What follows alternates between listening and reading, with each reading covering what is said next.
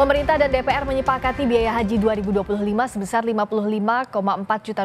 Selengkapnya kita bahas bersama Wakil Kepala Badan Haji Nasional, Daniel Anzar Simanjuntak. Assalamualaikum warahmatullahi wabarakatuh. Selamat malam, Bung Daniel. Waalaikumsalam Mbak Priska, selamat malam. Selamat malam. Ini langsung saja karena pasti yang ditunggu-tunggu oleh calon jemaah adalah 55,4. Itu apakah sisa yang harus dilunasi di luar yang sudah dibayarkan di awal oleh jemaah? Bung Daniel, silakan. Ya, Mbak Priska, saya jelaskan runtutannya ya. Jadi ketika jemaah haji mendaftarkan diri untuk ikut naik haji pada tahun-tahun berikutnya, ikut antrian lah kira-kira begitu. Mereka menyetorkan ke bank sebanyak 25 juta. 20 juta itulah yang kemudian masuk ke rekening BPKH. Nah, 25 juta itulah yang kemudian nanti dikelola oleh BPKH ketika disetorkan di awal. Nah, ketika masuk musim haji, maka kan pemerintah akan mengumumkan berapa BPIH, biaya pelaksanaan ibadah haji. Nah, tahun ini BPIH-nya 89.410 juta rupiah. Jadi 89 juta. Nah, BP-nya itu 55.400.000-an.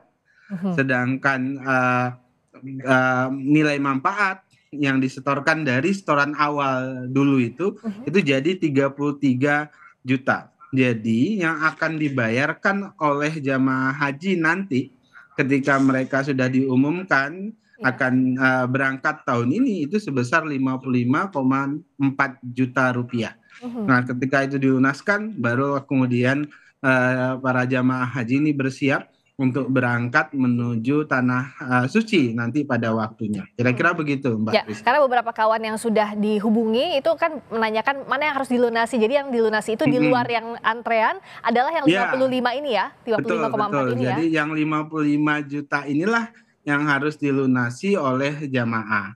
Berarti kan ibaratnya itu uang yang disetorkan dulu ketika mendaftar itu 25 juta.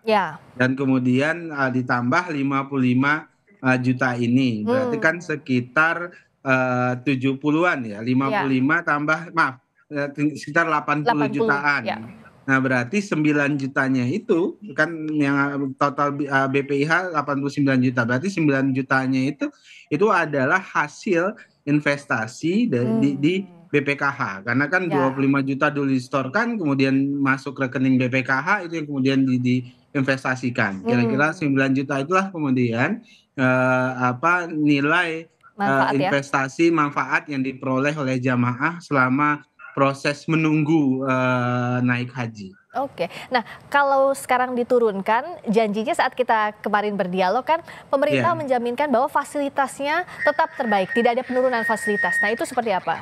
Jadi Mbak Priska, tidak ada pengurangan fasilitas.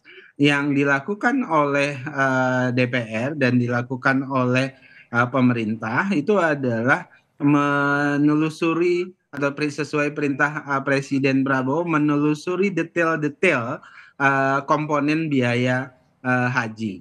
Dan DPR dan pemerintah menemukan misalnya transportasi udara itu bisa dikurangi nilainya, sehingga dikurangilah nilainya. Kemudian akomodasi bisa dikurangi, maka dikurangilah, dan seterusnya. Jadi ditelusuri secara detail dan alhamdulillah sampai pada angka 89 juta itu, atau kemudian yang dibayarkan itu nanti oleh jamaah 55,4 juta rupiah. Nah, sebenarnya ke depan memang perintah Presiden itu harus kemudian telusuri sedetail-detail mungkin sampai kemudian kita mendapatkan formulasi ideal biaya haji yang paling baik dan visible dan mampu dijangkau oleh umat Islam yang ingin naik haji. Jadi ini bagi kami di Badan Penyelenggara Haji ini adalah proses pembelajaran yang penting karena kami mengikuti prosesnya sejak awal sehingga tahun depan ketika kami punya tanggung jawab penuh dan Ya. otoritas penuh sebagai penyelenggara Mhm. haji, itu kami bisa melakukan hal-hal yang lebih progresif Ya. dan bisa lebih menguntungkan umat terutama. Terakhir juga termasuk kuota ini dijaminkan bisa dimanfaatkan secara maksimal ya Bung Daniel dan diawasi dalam pemberian kuotanya. Betul, karena kan salah satu yang jadi problematika perhajian tahun lalu itu terkait dengan kuota, terkait dengan apa namanya distribusi kuota dan Ya. macam-macam. Ya, itu yang kemudian akan menjadi perhatian, apalagi kan BPH Ah, pada hari ini atau BP Haji kan belum punya otoritas ya. secara penuh, maka salah satu tugas kami adalah monitoring, memantau dan memastikan bahwasannya proses pendistribusian kuota itu bisa dilakukan secara transparan dan akuntabel. Karena Ya. amanat yang paling penting dari Presiden Prabowo itu adalah dipastikan pengelolaan perhajian itu akuntabel, transparan, dan jauh dari praktek korupsi.